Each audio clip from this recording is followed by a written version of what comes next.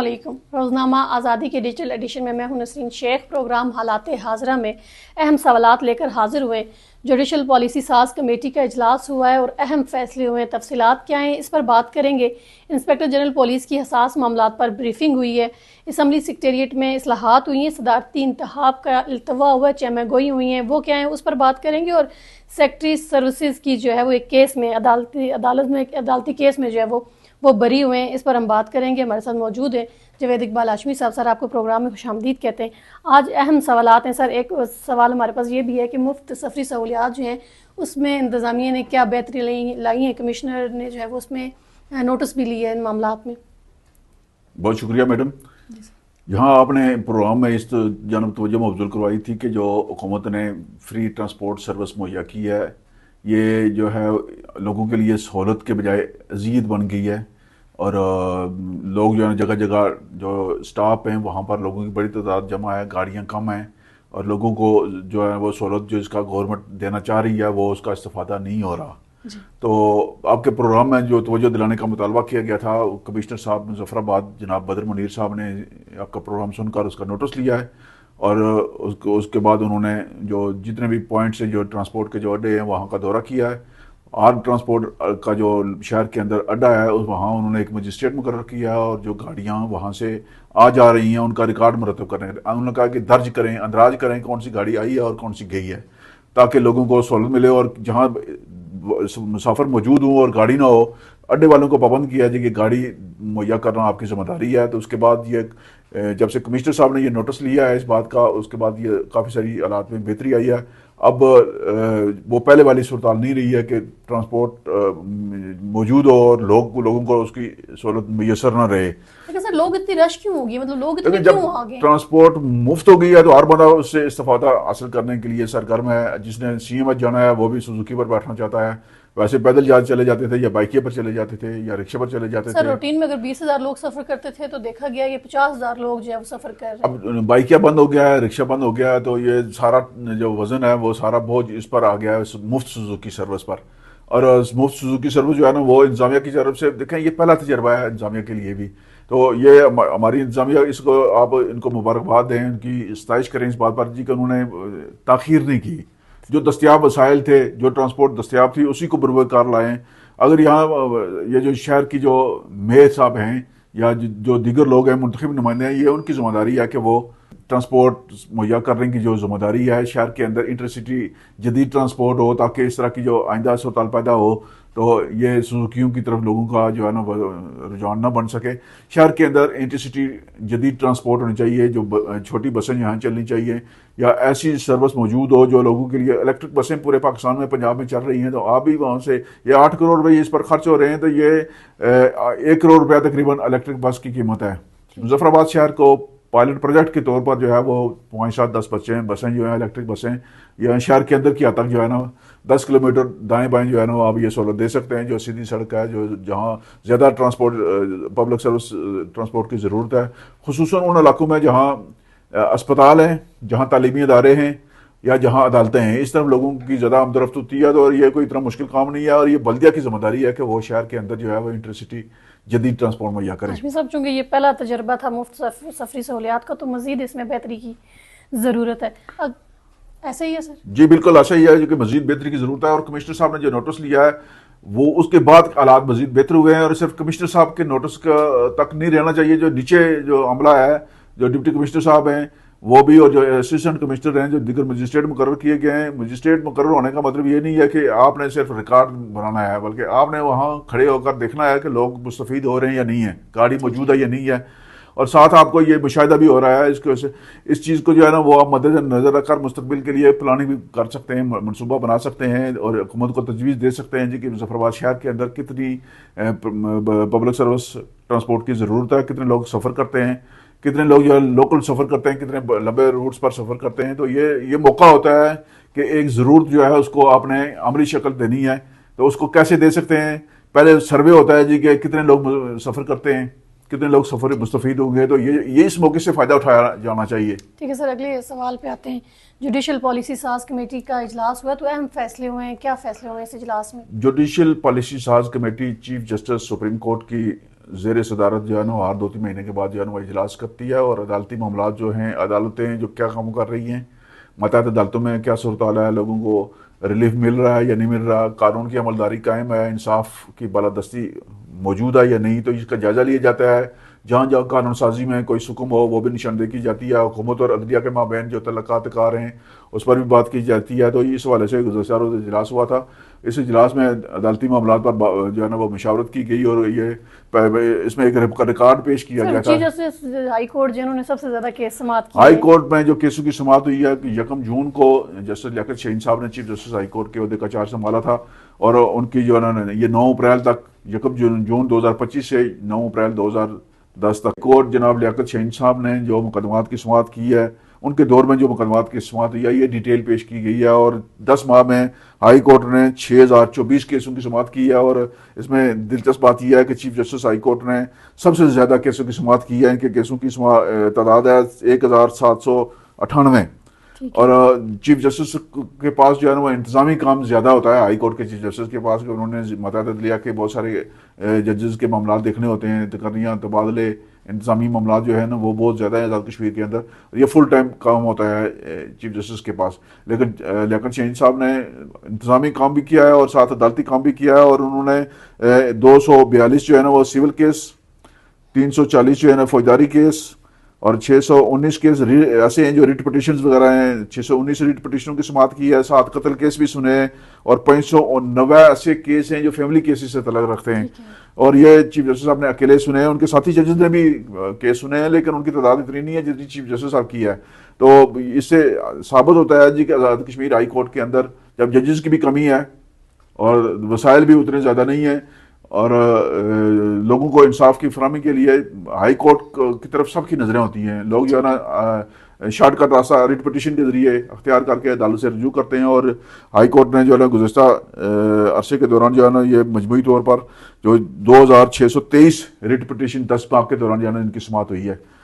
Writ petition آسان طریقہ ہے مطلب لوگوں کے لیے ریلیف کا، اور ہائی کورٹ نے اس ریلیف کے لیے بھرپور کوشش کی ہے، اور یہ چیف جسٹس ہائی کورٹ کی جو ہے نا بہترین کارکردگی ہے، ان کی انتظامی صلاحیتوں کا منہ بولتا ثبوت ہے، اور ان کے دور میں یقیناً جو ہے نا وہ ایک عدالتوں کے اندر انصاف کا جو عمل ہے اس میں نہ صرف تیزی آئی ہے بلکہ لوگوں کا عدالتوں پر اعتماد بھی بڑھا ہے۔ چیف جسٹس سپریم کورٹ کی رہنمائی میں یہ جو سپریم جوڈیشل کمیٹی ہے یہ جس انداز میں کام کر رہی ہے، یہ میرے خیال میں اس کو مستقل شکل دینے کی ضرورت ہے، اور یہ لوگوں کے لیے بہترین کام ہے۔ ٹھیک ہے ہاشمی صاحب، اگلے سوال پہ آتے ہیں۔ انسپیکٹر جنرل پولیس نے آج کسی حساس معاملے پر بریفنگ دی ہے، تو کیا معاملہ ہوا ہے؟ معاملہ یہ ہے کہ راولاکوٹ پولیس نے فرسٹ ایئر کا ایک طالب علم پکڑا ہے جو سوشل میڈیا کے ذریعے ہندوستانی خفیہ ایجنسی را کو اساس معلومات دے رہا تھا۔ اس بچے کو جو ہے وہ فرسٹ ایئر کا یہ طالب علم ہے، عرفان اس کا نام ہے، یہ ویلی کوٹا کا رہنے والا ہے، راولاکوٹ میں زیر تعلیم تھا۔ تو تھوڑے پودے جو معمولی سے خرچے کے لیے جو ہے نا اس نے یہ سوشل میڈیا کے ذریعے اس کو راہ کے کسی سہولتکار نے اس کو ہائر کیا، اور پھر یہ اپنی نادانی کی بنیاد پر یا سادگی کی بنیاد پر یا غربت کی وجہ سے جو ہے نا ان کے نیٹ ورک کا حصہ بن گیا، اور پھر یہ پولیس کی ہتھے چڑھ گیا۔ راولاکوٹ پولیس کے ایس پی بھی جو ہے نا موجود تھے، جن کی موجودگی میں IGP ملک لیاقت علی نے پریس بریفنگ میں تفصیلات بتائی ہیں، اور انہوں نے آزاد کشمیر کے عوام سے، خصوصاً بچوں کے جو والدین ہیں ان سے یہ اپیل کی ہے جی کہ اپنے بچوں کی سوشل میڈیا سرگرمیوں پر نظر رکھیں کہ بچے کیا کر رہے ہیں۔ یہ بڑا حساس معاملہ ہے کہ چھوٹے بچے جو ہیں نا ان کو حساسیت اور معاملات کی جو سنگینی ہے اس کا اندازہ نہیں ہوتا، سوشل میڈیا پر وہ ہر طرح کی سرگرمی میں حصہ بن جاتے ہیں۔ یہ ٹیکنیکل طریقے سے جو ہے نا ہندوستانی خفیہ ایجنسی را جو ہے وہ نادان بچوں کو اپنے نیٹ ورک میں پہلے معمولی معاملات میں ان کو انگیج کرتے ہیں، پھر بعد میں ان کو بلیک میل کر کے ان سے اساس معاملات کی جو ہے نا وہ اساس تنصیبات اور اساس معلومات حاصل کرتے ہیں۔ اور یہ جو نیٹ ورک انہوں نے پکڑ لیا ہے، آزاد کشمیر پولیس نے بہت اچھا کام کیا ہے، اساس اداروں کے ساتھ مل کر تکنیکی ان سے معاونت لے کر جو ہے نا اس والے سے انہوں نے یہ بریفنگ دی تھی آج ان کے دفتر میں، اور انہوں نے اس عزم کا اظہار کیا جی کہ یہ آزاد کشمیر کی جو عوام ہیں یہ دشمن کی کسی بھی سازش کو کامیاب نہیں ہونے دیں گے۔ انہوں نے خبردار کیا ہندوستانی ایجنسیوں کو جی کہ وہ اپنے کسی بھی مذموم مقاصد میں اس طرح وہ سرگرمی دکھا رہے ہیں، آگے یہ نہ سمجھیں کہ یہاں ہم سو رہے ہیں، پوری قوم جاگ رہی ہے، مسلح افواج پاکستان جاگ رہی ہیں، اور قوم بھی جو ہے نا مسلح افواج پاکستان کے شانہ بشانہ کھڑی ہے، اور دشمن کسی بھی سازش میں کامیاب نہیں ہو سکتا۔ اور اس کی جتنی بھی پولیس نے یہ بتایا ہے کہ کتنے عرصے سے یہ ان کے ساتھ جو ہے وہ رابطے میں تھا؟ جب پولیس کو پتہ چلا تو پولیس نے سارا اس کو حراست میں لے کر اس کا سارا ریکارڈ جو ہے نا ٹیلی فون کا وہ حاصل کر لیا. وہ سارا انہوں نے وہاں ملٹی میڈیا پر ساری چیز دکھائی ہے, اس کا اعترافی بیان بھی دکھایا ہے, اور وہ جو اس کی جو چیٹنگ تھی واٹس ایپ پر وہ بھی ساری دکھائی ہے. اس نے جو لوکیشنیں اور دیگر معلومات ان کو دی تھی وہ بھی بتائی ہیں. جو پیسے وصول کیے ہیں وہ بھی جو ہے نا وہ بھی انہوں نے اس کی تفصیل بتائی ہے وہاں سامنے ملٹی میڈیا پر. تو میں سمجھتا ہوں کہ سب والدین پر یہ فرض ہے کہ وہ اپنے بچوں کی سوشل میڈیا سرگرمیوں پر نظر رکھیں. یہ ملک ہے تو ہم سب ہیں. یہ ملک کے حوالے سے, ملک کی سلامتی کے حوالے سے, اساس معاملات کے حوالے سے والدین کا یہ فرض ہے کہ اپنے بچوں کو اس حوالے سے بھی آگاہ کریں. ٹھیک ہے سر, اسمبلی سیکریٹریٹ کی بات کر لیتے ہیں. اسمبلی سیکریٹریٹ میں کیا کچھ اصلاحات ہو رہی ہیں؟ جیسا کہ آپ کو علم ہے کہ اسمبلی سیکریٹریٹ میں نئے سیکرٹری امجد لطیف عباسی صاحب نے چارج سنبھال لیا ہے, اور ان کے ساتھ اسپیشل سیکرٹری راجہ ضیاء الحق صاحب بھی جو ہے نا وہ نئی ذمہ داریوں سے نبردما ہو چکے ہیں. اور اسمبلی سیکریٹریٹ میں جو ہے نا چند دنوں کے اندر جو ہے نا بہت ساری تبدیلیاں دیکھی گئی ہیں. سب سے پہلے انہوں نے جو ملازمین کی حاضری ہے اس کو بایو میٹرک حاضری کو یقینی بنایا ہے, اور جو گوشت ملازم ہیں جو صرف تنخواہیں لیتے تھے ان کو بھی حاضر کرنے کے احکامات جاری کیے ہیں. اس کے علاوہ اسمبلی سیکریٹریٹ کی جو بلڈنگ ہے وہاں صفائی کا معاملہ تھا, صفائی کے معاملات کو انہوں نے یکسو کرنے کی کوشش کی ہے. جبکہ جو ملازمین ہیں ان کے لیے جن ملازمین کے لیے وردی ضروری ہے ان سب کو پابند کیا ہے کہ وہ وردی پہن کر آئیں گے. مثلا جو ڈرائیور وردی پہنتے ہیں یا سیکورٹی اسٹاف ہے اس کے لیے مخصوص وردی ہے, یا درجہ چارم کے ملازمین ہیں ان کی شناخت ہو جانی چاہیے کہ کون سا بندہ اسمبلی کا ملازم ہے, کون سا وزٹر ہے. تو یہ پہلے بھی یہ چیزیں موجود تھیں لیکن ان پر عمل درآمد انہوں نے شروع کیا ہے. اور سب سے اہم بات یہ ہے کہ انہوں نے جو اسمبلی کا کیفیٹیریا ہے وہ اس کی آلات اس کے بہتر بنانے کے لیے جو ہے وہ کوشش شروع کی ہے. کمیٹی بنا دی ہے انہوں نے, اور اب جب آپ اسمبلی سیکریٹریٹ جائیں گے تو آپ کو اچھی چائے بھی ملے گی, وہاں بیٹھنے کی بھی صاف ستھری جگہ ملے گی, اور دیگر بھی جو معلومات ہیں اگر آپ لینا چاہتے ہیں اسمبلی سے متعلق کوئی بھی تو وہ اسمبلی کا عملہ جو ہے نا وہ وہاں موجود ہوگا. یہ خوش آئند بات ہے. اور نئے سیکرٹری نے